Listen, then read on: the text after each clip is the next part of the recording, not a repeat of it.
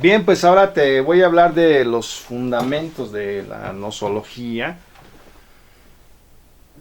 Y el curso de nosología pues te va a abrir muchas otras perspectivas. Esto nada más que te estoy compartiendo por ahora es una especie de invitación, un propedéutico, ¿sí? Porque el tema de nosología en quiropráctica es muy vasto. Entonces estoy tratando de hacer una sinopsis nada más de presentarte una monografía.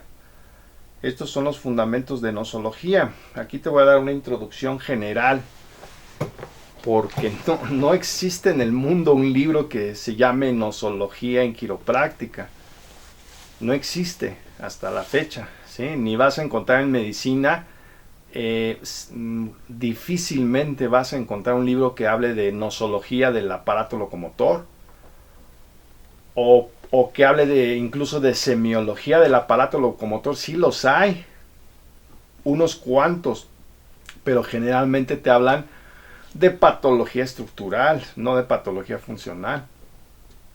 ¿Sí? Te van a hablar de síndrome de Raynaud, ¿sí?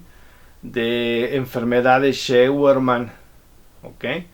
De este síndrome del túnel del carpo, o sea, pura patología estructural, pero raras veces vas a encontrar un texto que te hable de patología funcional. ¿Qué es la nosología? Bueno, la nosología es la ciencia que estudia los supuestos teóricos de la naturaleza de las entidades nosológicas. Los supuestos teóricos. Es muy importante que entiendas esta expresión, los supuestos teóricos, ¿sí? Porque aquí intervienen muchos aspectos teóricos, es decir, vas a utilizar la teoría general de los sistemas, la teoría de los niveles jerárquicos, las ciencias de la complejidad, el paradigma del pensamiento complejo, o vas a utilizar una óptica estructuralista, o una funcionalista, o una conexionista, o una estructuralista y a la vez funcionalista y conexionista. Entonces nota cómo vas a... trata de supuestos teóricos, o vas a aplicar, como casi todos los libros de medicina lo hacen, una epistemología reduccionista, que nada más ve fragmentos y no ve totalidades, o vas a aplicar una epistemología holista que ve el todo, ¿ok? Entonces, ahí es donde entra los supuestos teóricos de la enfermedad. ¿Cómo interpretas tú la enfermedad? ¿Sí? Si tú la interpretas como te enseñaron en la universidad y como aprendiste en los textos, vas a estar extremadamente limitada o limitado. Y vas a ver en tu paciente nada más lo que aprendiste en la universidad y nada más lo que enseñan los textos. ¿Sí? Por eso son tan erróneos los diagnósticos. ¿Ok? Bien. ¿Qué es una entidad nosológica? Porque si la nosología estudia los supuestos teóricos de las entidades nosológicas, una entidad nosológica es una enfermedad, algo que se desvía de la normalidad, ¿sí? Ya sea por carencia o por exceso, o por alguna causa congénita o adquirida, obviamente. La palabra nosológico procede del vocablo griego nosos, que significa enfermedad, y logos, estudio o tratado. Entonces, nosos, enfermedad; logos, estudio científico o tratado. ¿Qué es un nosocomio? Pues es un hospital, ¿no? ¿Qué significa la palabra hospital? Un lugar donde se hospeda a enfermos. Hospital, hospital, un hospedaje, ¿sí? ¿Qué es un nosocomio? Pues una concentración de enfermos que pretenden ser sanados, ¿ok? Entonces, un nosocomio es un hospital porque ahí se hospeda. Como ya anoté, la principal entidad nosológica corregida manualmente por los quiroprácticos es el bloqueo vertebral, disfunción intervertebral menor, sectariamente llamadas subluxación vertebral, complejo de subluxación vertebral, lesión osteopática, etc. ¿Qué es entonces la nosología? Es la rama de la medicina cuyo objetivo es describir, explicar, diferenciar y clasificar la amplia variedad de enfermedades.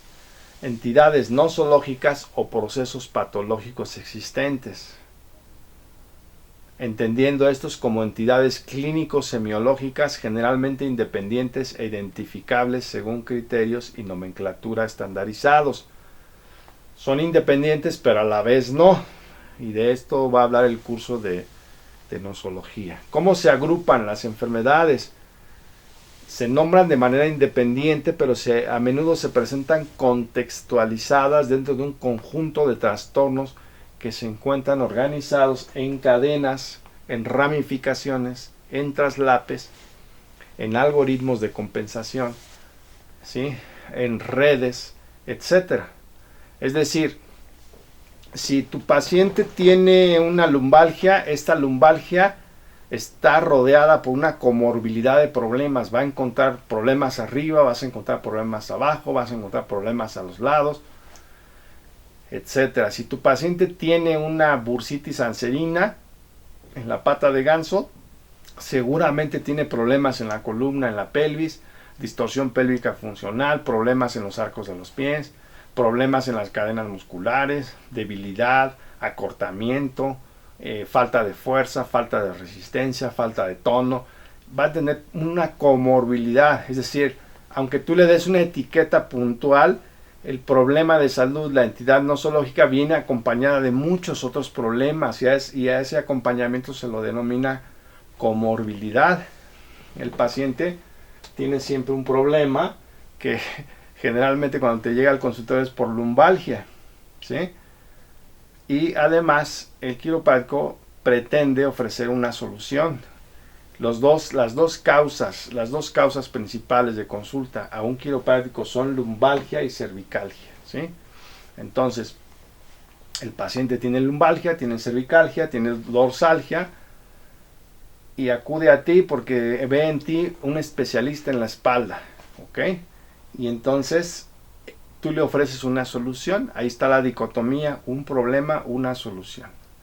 Tú como quiropráctico ofreces una solución, la terapia manual o cualquier otro tipo de terapia, ¿sí?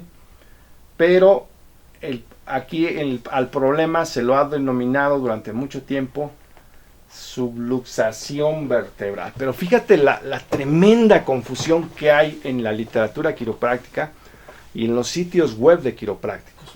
Aquí te ponen una supuesta subluxación vertebral y ven lo que está pasando aquí. Esta es una hernia de disco y aquí hay una estenosis. Se presume que aquí hay una estenosis foraminal, ¿sí? Y aquí hay esto no es una subluxación. Aquí esto es un síndrome de compresión radicular provocado por una discopatía. Aquí no hay subluxación. O sea, el concepto de subluxación aquí no existe. Aquí se está confundiendo con una espondiloartropatía, con una radiculalgia, con una discopatía. Pero la subluxación puede existir, de hecho existe sin nada de esto. Entonces, ve ahí la tremenda confusión que tienen los quiroprácticos, ¿sí? Esta imagen la bajé de internet, ¿sí? Entonces ahí en un sitio web ponen esto como un ejemplo de subluxación. ¿Por qué? Porque está comprimiendo el nervio, lo está pellizcando. Durante décadas el problema ha sido llamado subluxación vertebral, que aquí lo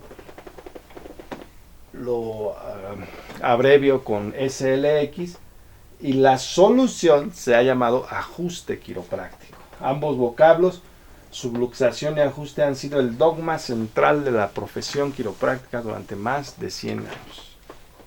Subluxación es el hueso fuera del lugar y ajuste es la acción manual que lo acomoda, lo compone, lo regresa a su lugar para que ya no pellizque al nervio.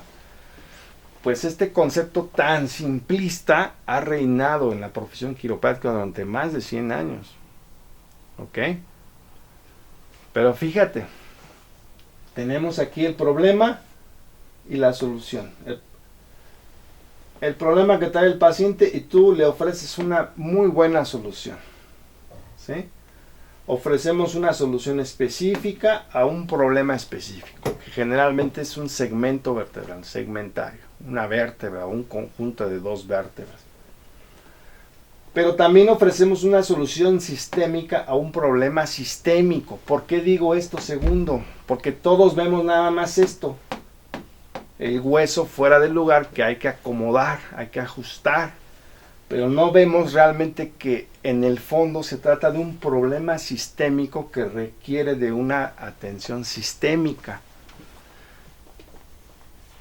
Cuando encuentras la subluxación vertebral, no viene sola flotando en el aire, viene acompañada de un algoritmo de problemas, ¿sí? Que es muy importante identificar.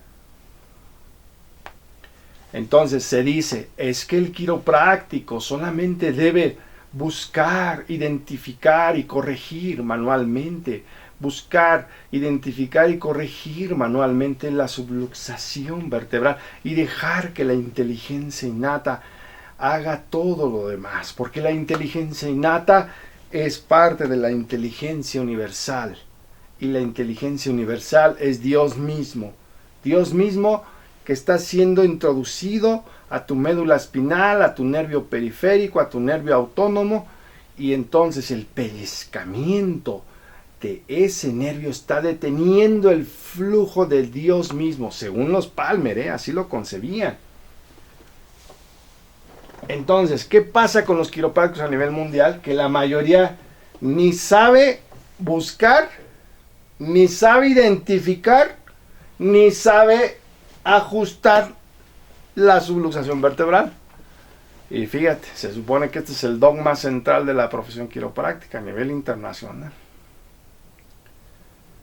Estuve leyendo mucha literatura quiropráctica durante varias décadas. ¿Y qué crees que dicen los quiroprácticos? No existe una regla de oro para identificar la subluxación vertebral en ningún lugar del planeta. Y estuve estudiando artículos científicos sobre las radiografías y dice, aunque los quiroprácticos utilizan en exceso y preferentemente radiografías para pretender identificar la subluxación vertebral, los estudios claramente indican que las radiografías ayudan muy poco para identificar este problema. ¿Ok? Ahí está en la literatura, ¿lo puedes ver? Entonces, no existe una regla de oro. Entonces, no se sabe buscar, no se sabe identificar, no se sabe corregir. ¿Por qué? Porque un quiropráctico te va a decir que va a ajustar L5 en el paciente llamado Alberto Cortés, pero otro quiropráctico de otra colonia de otra parte del país te va a decir no es L5, es L1. Y el del norte del país te va a decir no, en Alberto Cortés ni ajustes L5 ni ajustes L1, es T12. Y cada quien te va a dar su versión. Entonces ni se sabe identificar, ni se sabe buscar, ni se sabe corregir. Fíjate qué paradoja tan grande, ¿sí? Entonces, ¿qué es lo que te dicen muchos pacientes? Yo no voy con los quiroprácticos porque me dejan peor de lo que estaba. No, ni vayas. Yo le tengo pánico a los quiroprácticos. En Canadá había pacientes que ni siquiera permitían que yo les tocara el cuello. ¿Por qué? Porque ya quiroprácticos los habían lastimado mucho. Y quiroprácticos de 20, 30 años ejerciendo, no eran novatos. Hace poco aquí en Santa Fe me trajeron a un niño de 11 años. Y apenas su mamá acostaba al niño y el niño empezaba a llorar, pero un llanto así inconsolable de pánico y se revolcaba como si le estuviera dando una convulsión. Y decía el niño, el cuello no me toques el cuello, no me toques el cuello. Pero era un drama que se podía escuchar a 20 cuadras, el niño gritando y llorando, ¿sí? Y yo me quedé sorprendido, porque nunca había tenido una reacción de un niño tan intensa. Entonces el niño me autorizó que yo le ajustara la zona dorsal, la zona lumbar, la pelvis, pero no que le tocara el cuello. Pero la mamá lo tuvo que convencer, ahí le tuvo que hablar ahí con muchas mieles, muy melosa, y finalmente el niño aceptó, pero nunca aceptó que le tocara el cuello. Como después, en la tercera, cuarta, quinta sesión, la mamá me dijo, ya sé por qué se comporta así mi hijo. ¿Por qué, señora? Porque lo llevé con un quiropráctico a Ciudad Satélite, aquí en el Estado de México, y le dejó muy lastimado el cuello. ¿Con qué quiropráctico fue, señora? Con el quiropráctico fulano de tal. Ah, sí lo conozco. Pues ahí está, tiene muchos años ejerciendo ese quiropráctico, no digo nombres. Aquí está, ni se sabe buscar, ni se sabe identificar, ni se sabe corregir. ¿Sí? Entonces, observa los vídeos en internet y da pena observar cómo trabajan muchos quiroprácticos. ¿Sí?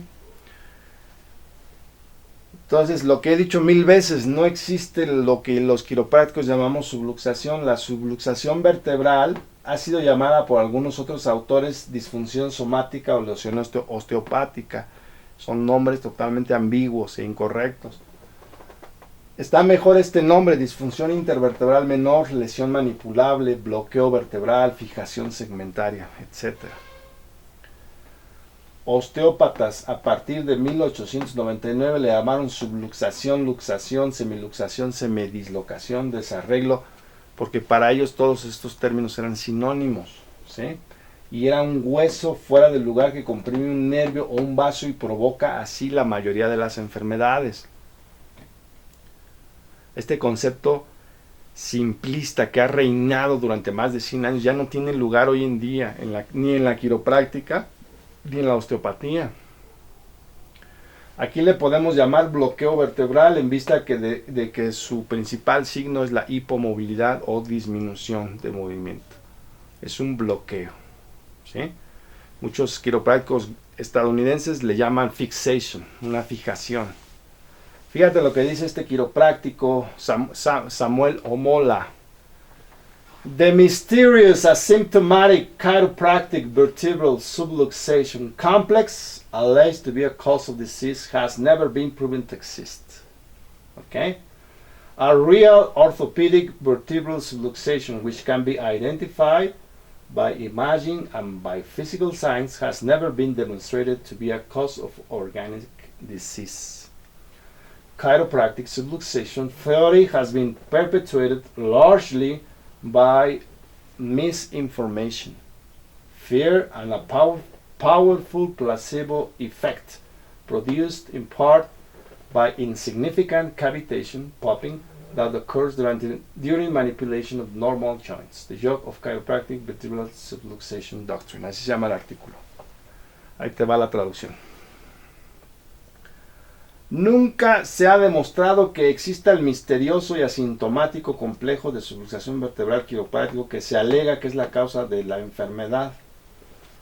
Porque muchos quiroprácticos siguen creyendo que la subluxación es la causa de las enfermedades de las vísceras y de los órganos internos.